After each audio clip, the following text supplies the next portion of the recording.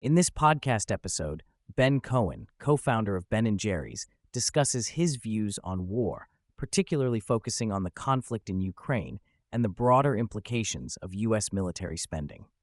Cohen, known for his liberal activism, challenges the conventional narratives surrounding war and military intervention, arguing that the motivations behind these actions are often rooted in profit rather than genuine concern for democracy or humanitarian issues. Cohen begins by referencing Smedley Butler, a highly decorated Marine general who famously declared that war is a racket. Butler's insights, written in his book, resonate with Cohen as he reflects on the historical context of U.S. military interventions.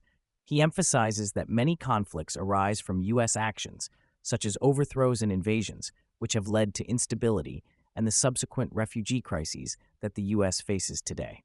Cohen quotes Butler, who described his military service as acting as high-class muscle for big business interests, highlighting the connection between military actions and corporate profits. As the conversation shifts to the ongoing war in Ukraine, Cohen expresses his dissent against the mainstream liberal stance that overwhelmingly supports military intervention. He argues that the U.S. has played a significant role in provoking the conflict, particularly through NATO's eastward expansion, which violated promises made to Russia after the Cold War. Cohen believes that understanding the historical context is crucial to grasping the complexities of the current situation. He asserts that the U.S. has a tendency to create enemies through its foreign policy, which ultimately leads to resentment and conflict. Cohen points out that many Americans view the war through a simplistic lens, seeing Ukraine as a small nation being invaded by a larger aggressor. However, he urges listeners to consider the provocations that led to the conflict, including NATO's expansion and the U.S.'s disregard for Russia's security concerns. He argues that a more nuanced understanding could lead to a push for peace rather than prolonged warfare. Cohen highlights the staggering financial implications of U.S. military spending, noting that a significant portion of the federal budget is allocated to the Pentagon. He contrasts this with the pressing needs of American citizens, such as affordable housing, education, and healthcare. Cohen argues that the resources spent on military endeavors could be redirected to address domestic issues that would improve the quality of life for many Americans.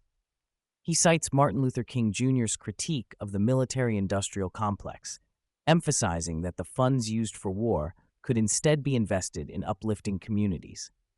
Cohen believes that public opinion is a powerful tool that can influence political decisions.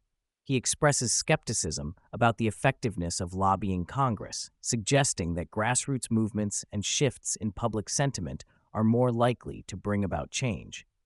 He is in the process of launching a campaign called Common Sense Defense, aimed at educating the public about the consequences of excessive military spending and advocating for a reallocation of resources towards social programs.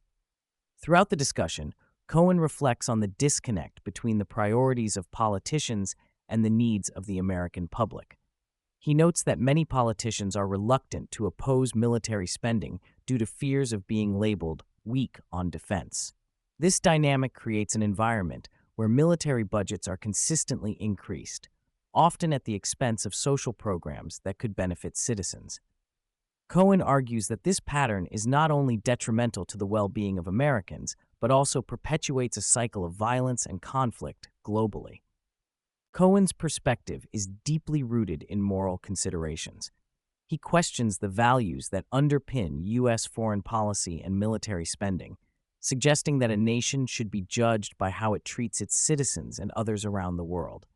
He advocates for a shift in focus from military dominance to humanitarian efforts, emphasizing that true strength lies in the ability to help others rather than in the capacity to wage war.